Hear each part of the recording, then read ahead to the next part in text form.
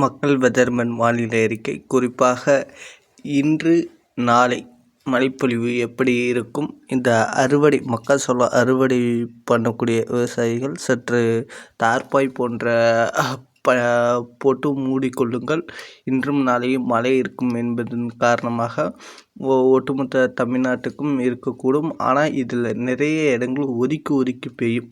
அதன் காரணமாக உங்களுக்கு ஏற்ப நீங்கள் அறுவடை பண்ணிக்கங்க. ஏன்னா ஒவ்வொரு தாலுக்காலையும் ஒதுக்குதல் அதிகமாக இருக்கும். இப்போ இன்றைய மழைப்பொழிவை பார்ப்போம். முதல்ல அனைவரும் மறக்காமல் சப்ஸ்கிரைப் பண்ணிக்கோங்க. பெல் பட்டன் ஆளுங்கிற எனபிள் பண்ணிக்கோங்க. அப்படின்னா தான் நம்ம போடக்கூடிய ஒவ்வொரு வீடியோ உங்களுக்கு நோட்டிஃபிகேஷன் அடுத்தடுத்து வரும். நான் இன்னும் சப்ஸ்கிரைப் பண்ணுறாங்கட்டு இன்னும் டக்குன்னு வீடியோ போடுறதுக்கும் எனக்கும் ஒரு எனர்ஜிஸ் இருக்கும் என்பதையும் தெரிவித்து, குறிப்பாக பார்த்திங்கன்னா இன்று கோவை மாவட்டம் பொள்ளாச்சி மற்றும் பொள்ளாச்சி சுற்றுவட்டார பகுதிகள், இந்த சுல்தான்பேட்டை, செஞ்சேரி பிரிவு மற்றும் அதற்கு அடுத்தபடியாக கிணத்துக்கடவு மற்றும் சூலூர், சிங்கநல்லூர் பேருந்து நிலையம், ஒத்தக்கால் மண்டபம் மற்றும் அதற்கு அடுத்தபடியாக சொல்லணும்னா மேட்டுப்பாளையம், அன்னூர், பெரியநாயக்கபாளையம், காரமடை இந்த பகுதிகளுக்கு ஆங்காங்கே ஒதுக்கி ஆலங்கட்டி மழை பெய்யக்கூடும் இன்று மாலை இரவு நேரங்களில்.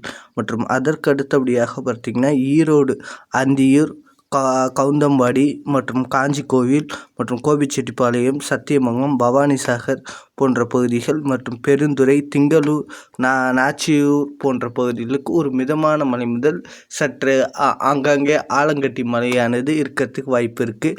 இதற்கு அடுத்தபடியாக பார்த்திங்கன்னா திருப்பூர் மாவட்டம் பல்லடம், காங்கேயம் மற்றும் வெள்ளையங்கோயில், மூலனூர், தாராபுரம், கொடுவாய் மற்றும் பெருமாநல்லூர் மற்றும் குடியமங்கலம் மற்றும் இந்த பகுதிகளுக்கு ஒரு மிதமான மழை முதல் சற்றே கனமழை மாலை அல்லது இரவு நேரங்களில் இருக்கக்கூடும்.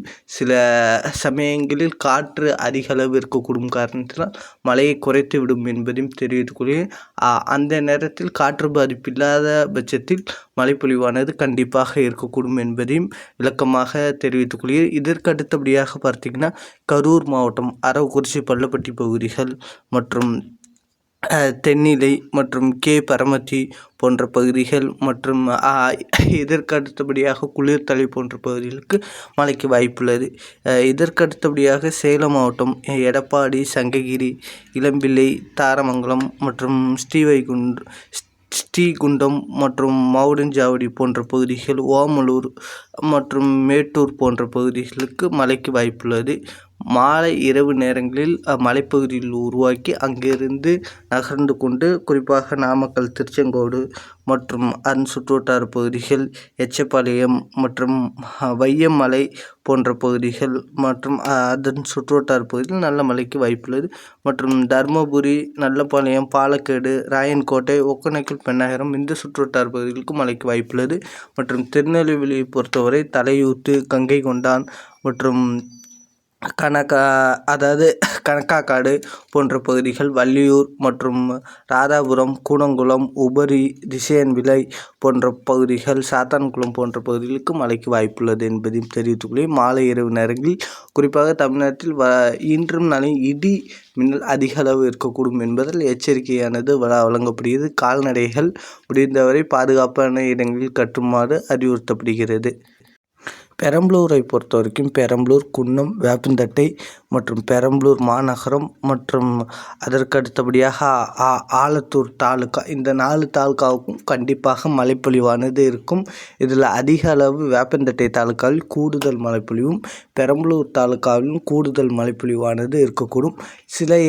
ஒரு சில இடங்களில் ஆலங்கட்டி மழையும், ஒரு சில இடங்களில் ஒதுக்கி மழைப்பொழிவானது இருக்கக்கூடும். இதற்கு அடுத்தபடியாக அரியலூர் மாவட்டம் கீழப்பழுவூர் மற்றும் செந்துறை, உடையார்பாளையம், ஜெயங்கொண்டம், கங்கைகொண்டம், சோழபுரம், ஆண்டிமடம் போன்ற பகுதிகளுக்கு ஒதுக்கி ஒரு மிதமான மழை முதல் சற்று கனமழையானது இருக்கக்கூடும் என்பதையும் தெரிவித்துக் கொள்கிறேன்.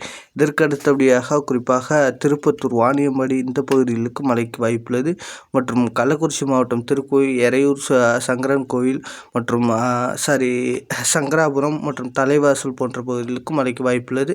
இதற்கு அடுத்தபடியாக டெல்டா மாவட்டம் தஞ்சாவூர், திருவாரூர் இந்த பகுதிகளுக்கு ஆங்காங்கே ஒரு மிதமான மழை முதல் சற்றே கனமழையானது இருக்கக்கூடும்.